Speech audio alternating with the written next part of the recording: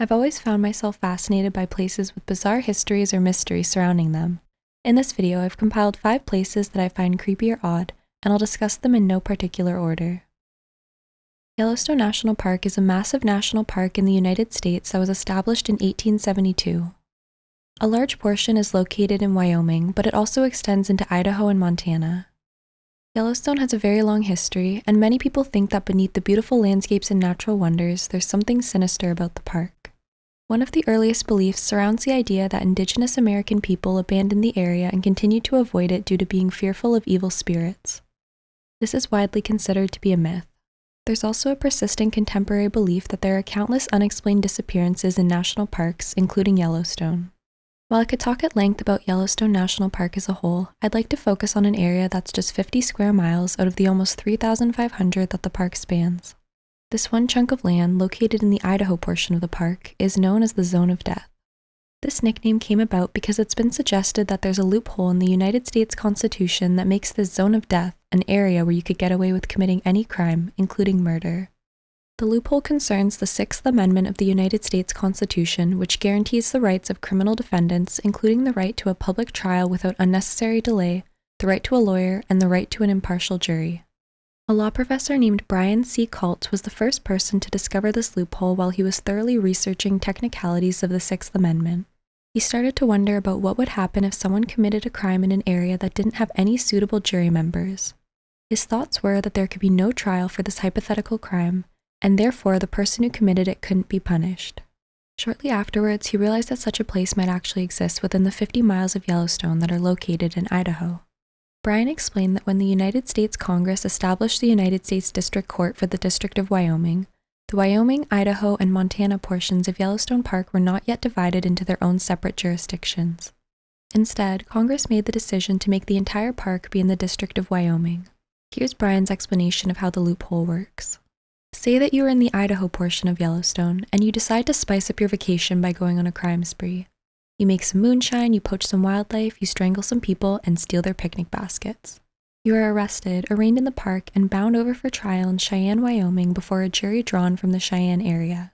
But Article 3, Section 2 plainly requires that the trial be held in Idaho, the state in which the crime was committed. Perhaps, if you fuss convincingly enough about it, the case would be sent to Idaho. But the 6th Amendment then requires that the jury be from the state, Idaho, and the district, Wyoming, in which the crime was committed.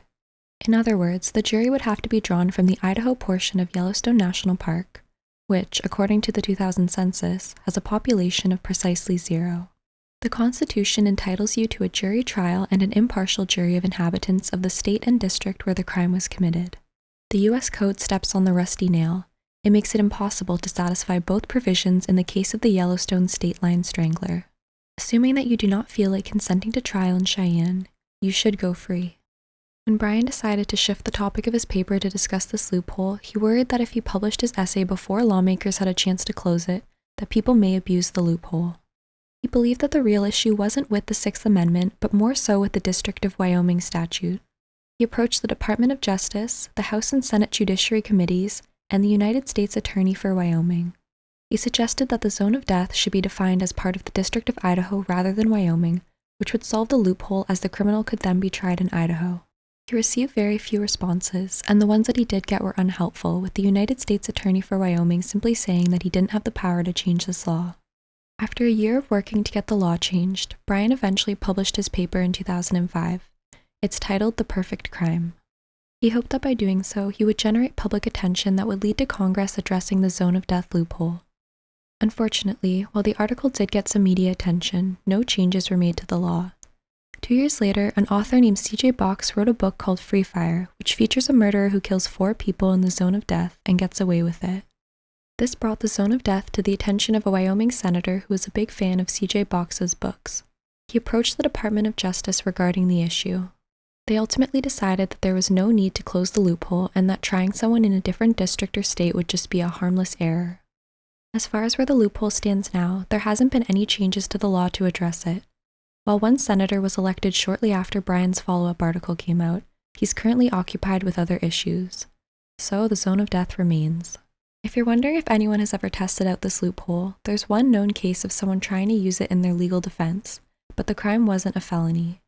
In 2007, a poacher named Michael Belderain was standing in the Montana section of Yellowstone when he illegally shot an elk. As per the law, he was indicted and tried in Wyoming. Michael objected to this by saying that he should be entitled to be tried by jurors who were from the Montana section of the park. He cited Bryan's paper in his argument, but unlike the Idaho area, there are some people living in the Montana section. It wasn't a lot of people and it would have been tough to make a jury, but it would have been possible. However, Michael's argument was dismissed by the court. The judge said, "For practical purposes, any cause of action occurring within Yellowstone National Park, whether in Wyoming, Idaho, or Montana, must result in a jury trial in the District of Wyoming and jurors selected from a pool of Wyoming citizens. To adopt a different position would create a virtual no man's land. Since there is no case law that states otherwise, this court must dismiss the defendant's objection to a Wyoming jury panel." Michael ended up taking a plea deal where he could appeal any issues in his case other than the issue of the zone of death to the 10th Circuit. This case sets up an interesting precedent for the zone of death. As Bryan says, it illustrates that the prosecution really wants to avoid the 10th Circuit reviewing the issues surrounding the zone of death. This demonstrates to potential criminals that the government is concerned that the 10th Circuit would free the defendant in the event that they review a zone of death case. At this point, it's uncertain whether the zone of death will be legally addressed or not. The next place that I would like to share is located in China. Yangtze, a village in China's Sichuan province, is commonly referred to as the Dwarf Village or Village of the Dwarfs. Dwarfism is defined as being of short stature with an adult height of 4'9" or less, regardless of the underlying medical condition or the type of dwarfism. The average height of a person with dwarfism is 4 feet tall. In Yangtze, the tallest person is listed as being 3'10" and the shortest as being 2'1". The data on the population is a bit sparse, but the most current information I could find listed the population as being 80 people. Of these 80 people, almost half of them have dwarfism. Documentation throughout the years illustrates that at one point the majority of villagers were affected by dwarfism, with the highest number of people with the condition being 120. Such a high percentage of people with dwarfism in one place is obviously very unusual. For reference, a 2020 study determined that about 2.5% of the population in the United States meets the height criteria for dwarfism. Official documentation of the high prevalence of people with dwarfism in Yangtze dates back to 1951. Since then, various scientists have studied the village in an effort to explain why so many people in Yangtze are affected by dwarfism.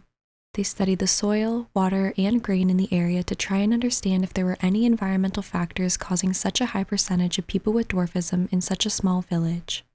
In 1997, a theory was put forth that there is a high concentration of mercury in the soil in Yangtze, which then causes stunted growth for the residents. However, this theory has yet to be proven. So far, no one has been able to provide a scientific explanation for why the residents of Yangtze have such a high occurrence of dwarfism in the population. The villagers have several explanations of their own about why so many people in the village have dwarfism. According to village elders in Yangtze, an illness struck many years ago. Overnight, many villagers developed a mysterious condition that completely halted their growth. This mostly affected children between the age of 5 and 7 years old. The explanations that the villagers have come up with range from improper burials of their ancestors to bad feng shui to the killing and consumption of a black turtle many years ago. Some people, including both villagers and outsiders, also believe that it may be due to remnants of toxic gases from an invasion of the village during the Second Sino-Japanese War. However, this explanation has been disputed as there are no recorded incidents of Japanese soldiers invading the area. As of now, there's no scientifically proven explanation as to why so many people in Yangtze are born with dwarfism. The third place I'll be sharing today is Dudleytown, an abandoned village located in Cornwall, Connecticut in the United States. In the current day, it's considered to be a ghost town. But despite its name, Dudleytown was never actually a town. It was a settlement of a portion of Cornwall, and it was called Dudleytown after the Dudley family, who were early settlers of the area. Dudleytown is located in a valley known as the Dark Entry Forest, which got its name due to it being shadowed by the mountains surrounding the village and the lone road that leads into it. A man named Thomas Griffiths owned half of the land that would eventually become Dudleytown, but there are no records that suggest that he actually ever lived in the area. In the early 1740s, Several families moved into the settlement, which was initially named Owlsbury due to the large number of owls living in the surrounding forested area. In 1747, Gideon Dudley was the first from his family to arrive, and several family members followed suit within the next few years. While Dudleytown was expanding rather quickly and was home to several families, none hold as much intrigue as its namesake, who were allegedly cursed. The story of the Dudley curse begins in England in the year 1510 with Edmund Dudley. Edmund was charged with constructive treason after the death of Henry VII in 1509, and he was imprisoned in the Tower of London. In 1510, Edmund was beheaded on Tower Hill. It's said that a curse was placed on his family at this time, with his descendants to be surrounded by horror and death. It's believed that from then on, the Dudley family started experiencing a really extreme bout of bad luck. The next family member who's claimed to be a victim of the curse is the Duke of Northumberland, John Dudley, who was Edmund's son. John led the Regency Council of King Edward VI between 1550 and 1553. The council's purpose was to govern the state until Edward VI turned 18. Edward VI was Protestant and was highly invested in religious matters. However, his reign was short as he became terminally ill with a lung infection at 15 years old. Due to his young age, Edward VI had no children to be his successor, and after his passing, his throne would go to one of his half-sisters, Mary or Elizabeth Tudor. Edward VI regarded his half-sisters as being illegitimate. He was particularly against Mary succeeding him, as she was Catholic and would undo the Protestant reforms that he and his father put in place. As Edward VI's death drew near, he, with the help of his Regency Council, changed his will so that his cousin Jane Grey would inherit the throne. Conveniently, Jane was John Dudley's daughter-in-law after marrying his son Guildford Dudley in May of 1553. On July 6th, Edward VI passed away, and 4 days later Jane was proclaimed queen. This reign was short-lived, as Jane was deposed of the crown in favor of Mary on July 19th. John Dudley was convicted of treason and executed for his part in helping Edward VI change the will, and his son Guildford and Jane were both executed less than a year later. Several of Guildford Dudley's other siblings also suffered from misfortune. He had 12 brothers and sisters, but only 7 survived to adulthood. While I've seen this attributed to the curse, this was also very normal for the time. 4 of the siblings, Ambrose, John, Henry, and Robert, were condemned to death with their father John and brother Guildford, but they were reprieved and went on to live lives that seemed to be relatively curse-free. The legend also says that one Dudley brother, a military officer who wasn't named in any of the books or articles that I've seen, returned from his assignment in France. Unfortunately, he was infected with the plague and transmitted it to his troops. Nearly all of them died from the deadly illness, and they also passed it along to English citizens, resulting in the deaths of thousands of people. It's been said that the curse followed the family from England to Dudleytown, starting with Robert Dudley, who left England for the United States after being pardoned from the death penalty. His son William was the first Dudley to settle in Connecticut, and he had 3 sons named Abiel, Barzillai, and Gideon. According to a book by Joseph Citro, the descendants of this cursed family who settled in Dudleytown were initially very prosperous, but eventually they too started to be surrounded by misfortune. Abiel Dudley is said to have been seized by insanity. He was unable to look after himself and needed a caretaker. He lived much of his 90-year lifespan, which was unheard of at the time, in poverty and overtaken by madness. His brother Barzillai Dudley is also said to have suffered a tragic fate. His death was said to be caused by him being cut to pieces by savage attackers that may or may not have been human. The third brother Gideon left the village, and there isn't much information on what happened to him afterwards. But according to the legend, the Dudley curse didn't only affect the family themselves, but also the other inhabitants of Dudleytown. Quite a few residents are considered to be victims of the curse. Some of these victims include Mary Cheney, Horace Greeley's wife, who is said to have been driven to suicide due to the curse, General Heman Swift, who is said to have been cursed with madness, and his wife Sarah Swift, who was struck by lightning. A great deal of the people who are claimed to be victims of the curse are described as being driven mad, sometimes to the point of suicide. It's also claimed that the curse made the crops die out, meaning many people starved due to the lack of food. While the story of the curse is interesting, it's been thoroughly debunked in a couple of ways. For example, with each of the people I mentioned previously, there's a rational explanation for what happened to them. Mary Cheney didn't even live in Dudleytown, and her obituary lists her as passing away due to tuberculosis. General Heman Swift passed away at 81 years old, which is a reasonable age for someone to develop dementia. Sarah Swift was actually struck by lightning, But this was something that wasn't all that uncommon at the time because houses weren't protected by lightning rods. The part about the crops is also not entirely true. There was said to be difficulty farming due to the location of Dudleytown, being that it's located on a hill in an area that used to be forest and surrounded by trees that don't allow for a ton of light. But there's no evidence that residents were starving due to unexplained crop deaths. I think that the most interesting part of the curse that's been debunked is that the Dudleys who ended up settling in Dudleytown actually have no familial relation to the ones of English nobility.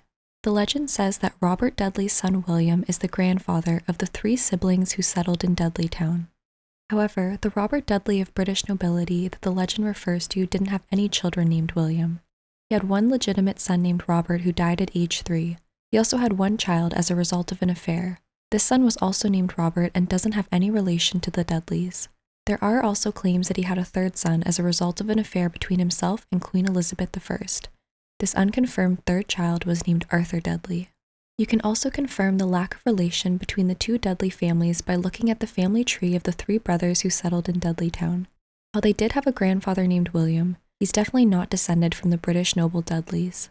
There's honestly just a huge amount of inconsistencies and inaccuracies surrounding the story of the curse. For example, while the legend claims that Abiel Dudley went insane, this doesn't seem based in reality. His neighbors described him as being helpless and distracted, and he began to struggle to care for himself around 1756, when he would have been 46 years old.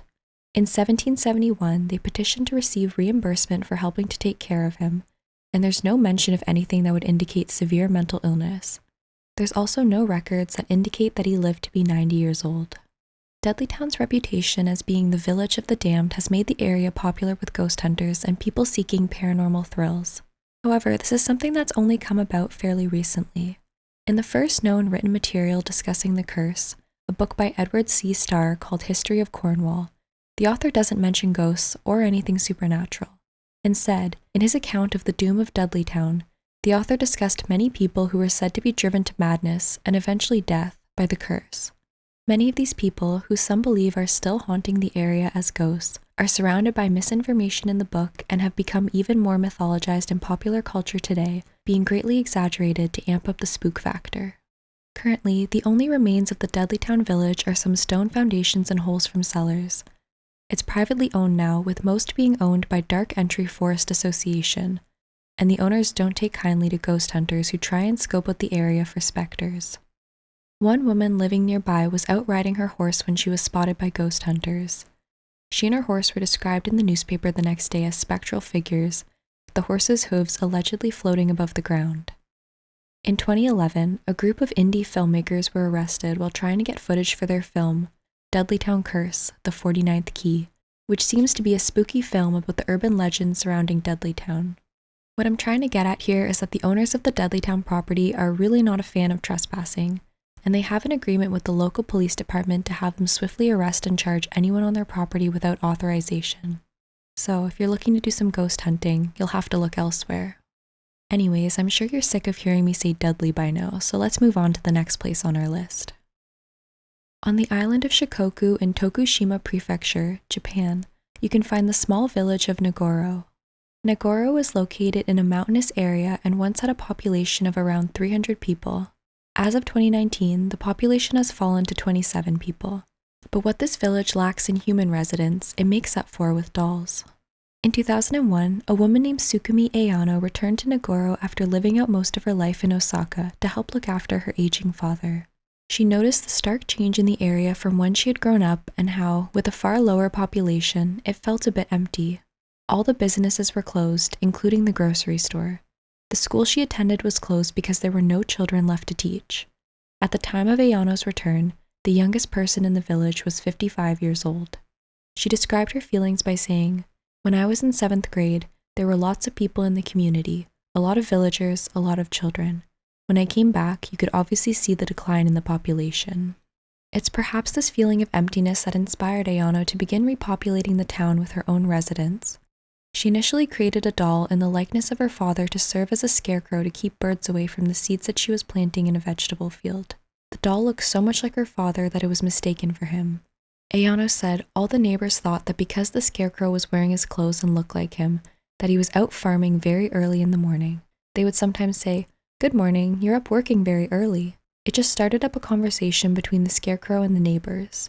Her neighbors noticed how effective this doll was at keeping birds away and asked if Ayano could make them a scarecrow of their own. This is when she got started with making the dolls. Soon, the empty spaces left behind by former residents who had passed away or left the village to look for work in bigger cities like Osaka and Tokyo began to be filled again.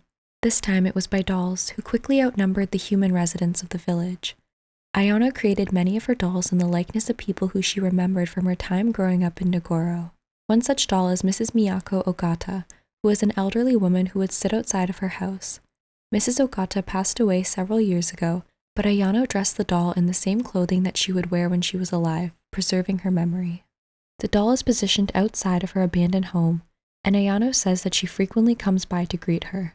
When asked if she ever feels sad about making dolls for people who've passed away, Ayano said that she doesn't. She explained, "When I make dolls of dead people, I think about them when they were alive and healthy." Ayano makes the dolls using wooden sticks and fabric bodies that are stuffed with newspapers. She pulls the cloth of their faces to make expressions and uses pink blush on their cheeks. Ayano says that she feels like she makes grandmother dolls the best, but she's made dolls of all types and ages, both based on real people and invented ones. Typically, she spends a few days creating each doll. At this time, she's made over 400 of them, although some of those are replacements. There are about 350 dolls throughout the village, inside and outside of the buildings. You can see several dolls gathered at the bus stop, looking like they're waiting for the bus. Near the entrance to the village, there are 3 dolls in floppy sun hats leaning against a telephone pole. The school, once populated with children, is now attended by 12 dolls. In one classroom, there are 2 dolls that represent the last 2 kids that attended the school before it closed down in 2012. These were made by the children themselves during their home economics class, and the clothes that they're wearing are the kids' own clothes that they dress them in. Several other dolls include fishermen, road workers, and even dolls competing in their own Olympic Games. The dolls have been somewhat controversial, with some people seeing them as an art project and others seeing them as creepy and made out of Ayano's loneliness. She stated that neither of these opinions are true, and that she makes them because it's fun and brings her joy. She likes to greet the dolls with a good morning, or to make conversation with them as she walks past, never expecting a response. Nagoro has definitely become popular with tourists thanks to Ayano's dolls. The tiny village attracts quite a few tourists each year, and the government even sponsors a Scarecrow festival every October. It's also been featured in an episode of James May, Our Man in Japan, where James visits Nagoro and a doll is made to look like him. Ayano is happy with how many people are taking notice of Nagoro due to her dolls. She said, "Before I started making scarecrows, nobody stopped by. Now, many people visit here. I hope Nagoro will become lively again and many people will come here for sightseeing." If you're interested in exploring Nagoro online yourself, I added a link to the description so that you can take a look around via Google Maps. Lastly, we have Caneto di Caronia. Caneto is a small village in Sicily, Italy. By small, I mean tiny. The current population size is just 161 people. It's best known for the numerous fires that broke out with seemingly no explanation in the early 2000s and attracted worldwide attention. The first instance occurred on December 23rd of 2003. A man named Antonino Pizzino, a 43-year-old insurance salesman, was the first to report a fire in his home on Via Mare after his TV exploded during dinner. He managed to put out the blaze, leaving the wall behind the TV charred and covered in soot. While you could overlook this incident as an accidental fire that could have happened to anyone, it ended up getting stranger. Over the next few days, several other things in Antonino's house burst into flames. His kitchen fan and several other appliances had the same fate as his TV, and he wasn't the only one who was experiencing this. Shortly afterwards, the neighboring houses in Via Mare, several of which were attached to Antonino's home and housed his family members, also had similar fires with seemingly no cause. Air conditioners exploded even without being plugged in. Fuse boxes would blow on houses along the street. Electronic door locks and empty cars were described as demonically moving up and down, and cell phones would start ringing for no reason. In Antonino's aunt's house, a room full of wedding gifts is said to have been torched by a sudden fire. The people living in the village were shocked by what was described as a series of puzzling electrical shorts, unexplained fires, and smoky outbursts. Antonino, who was living with his wife and 15-year-old son Giuseppe at the time, had built his house in the 1980s. He stated that he believed that there may have been faulty wiring, and he decided to change it about a month after the fires started. This didn't help though, and the strange fires and electrical malfunctions continued. Antonino then reportedly became concerned about the town possibly having a faulty electrical grid. He first contacted Enel, who is the national electrical and gas provider, but he didn't receive a response. He then decided to reach out to the mayor, Pedro Spinato, who came and examined the wiring in Antonino's house. The electrical system was frazzled, and 2 electricians who had tried testing it were unable to determine what had caused the fires. Pedro described it as something being weird. They decided to cut off the power to all of the houses on Via Mare until they could identify the source of the issue. Unfortunately, this didn't stop the fires in Canneto. Reports continued to flood in of red-hot outlets, melted motors, and burnt plastic, metal, and insulation. Appliances also continued to malfunction and burn.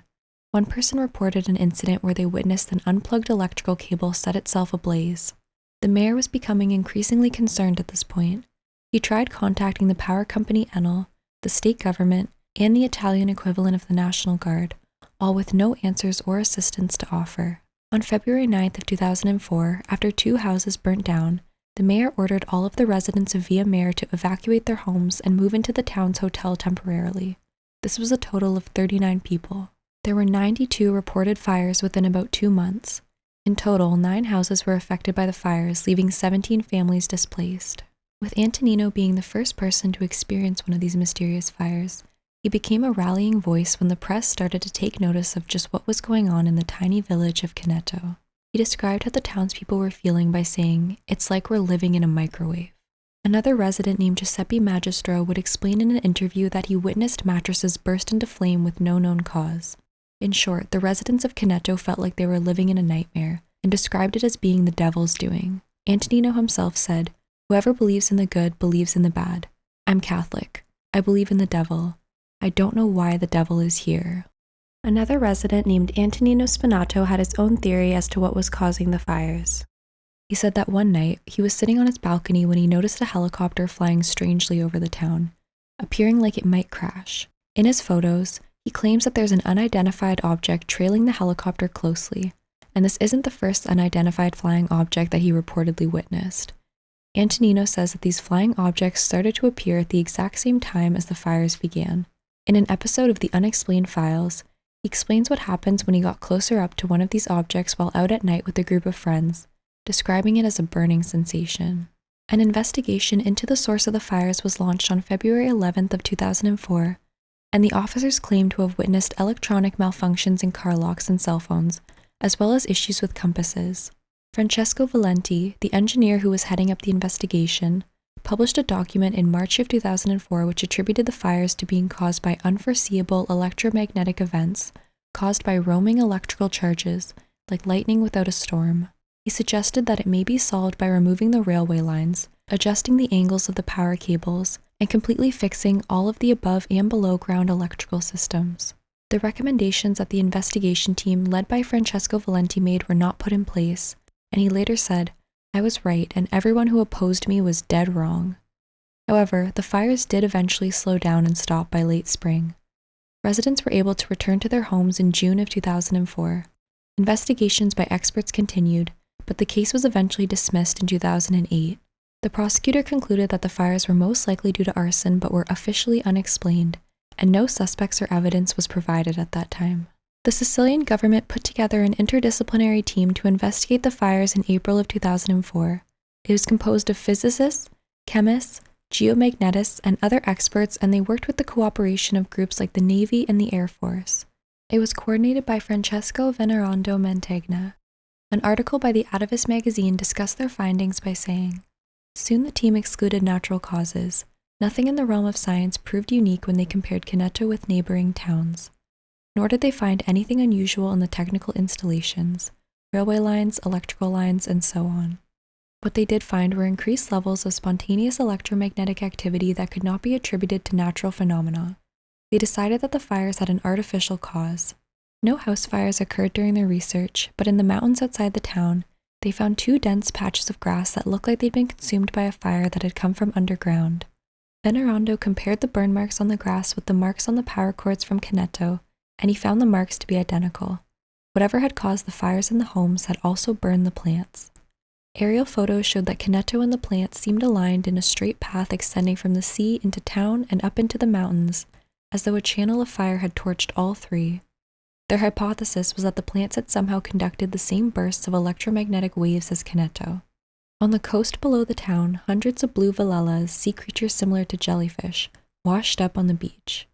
All of this seemed to suggest that whatever was causing the fires was coming from outside. The researchers believed that Kineto and its surroundings were being struck by pacchetti d'onda, or intense bursts of electromagnetic waves of some kind, at such a large scale that it couldn't be generated by one person. Venerando told the author of this article one of the strangest things that his team had witnessed during their study. He said it was an incident involving a helicopter. As the team patrolled the area, something hit 3 of the aircraft's rotor blades, rupturing the protective coating of each at the same point. They suspected a bird strike, but the researchers couldn't find any biological traces, not a drop of blood. At other times, the group noticed objects moving around in the sky. On occasion, they would disappear with great speed. We are not in condition to specifically describe the phenomenon. We did not touch them, we did not get inside them. This is problematic.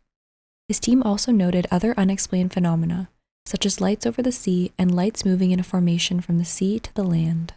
The media were thrilled by the findings of strange lights and unexplained flying objects, and the news were filled with articles about aliens and UFOs.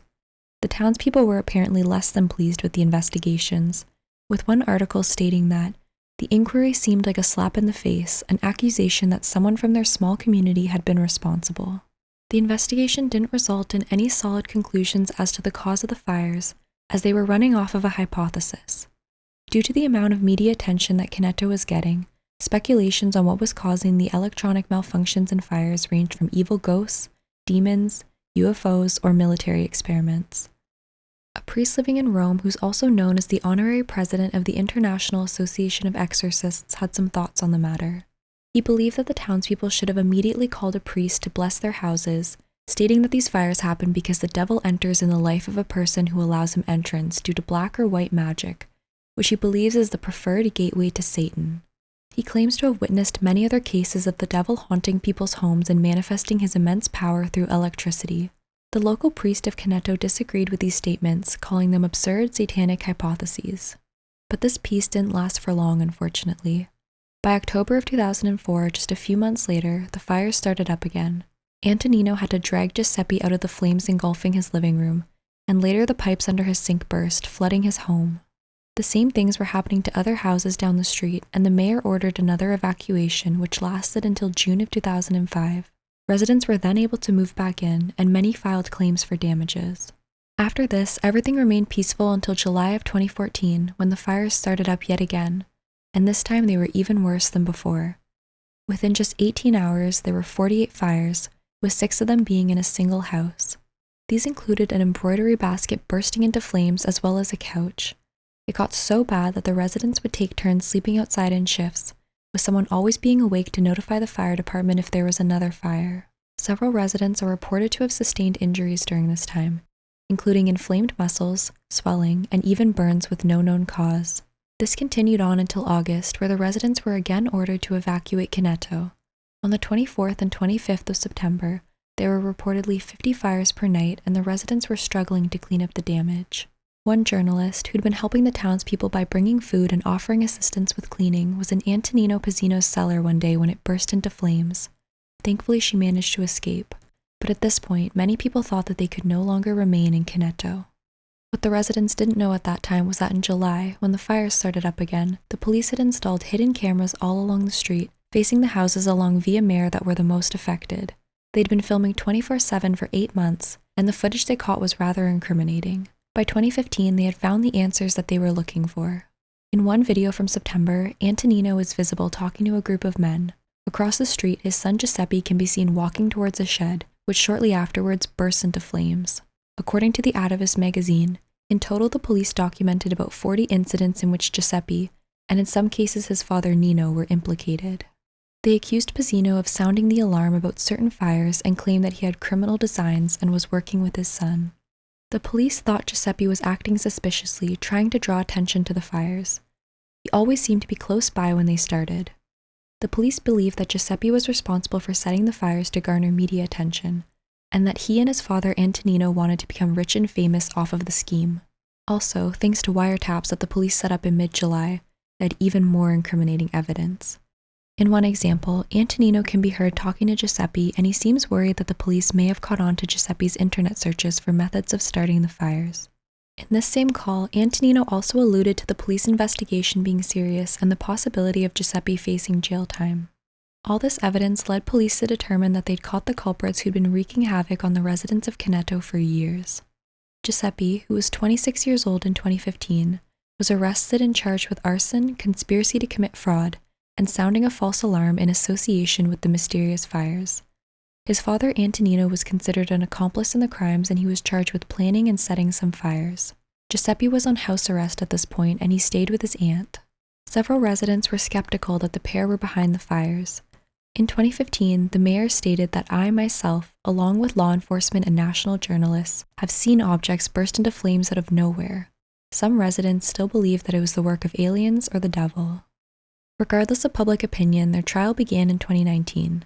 Giuseppe was convicted on all charges and sentenced to 6 years in jail, and Antonino was sentenced to serve 1 year and 6 months for his involvement in the most recent fires. There's no proof implicating the two in the fires and electrical interferences that occurred in 2003 to 2005, so speculation remains. Thank you for making it to the end of this video. If you enjoyed, please feel free to check out some of my other videos and consider subscribing to my channel. I'm planning on posting another Strange Places video as soon as possible. Also, I'd love it if you left a comment about any of the weird or spooky places that fascinate you that I didn't get to in this video. Thank you so much to everyone who stuck around despite my long break from making videos. I have a gigantic bookmarked folder of ideas, so there should be a lot to come. Thank you again, and I'll see you in the next one.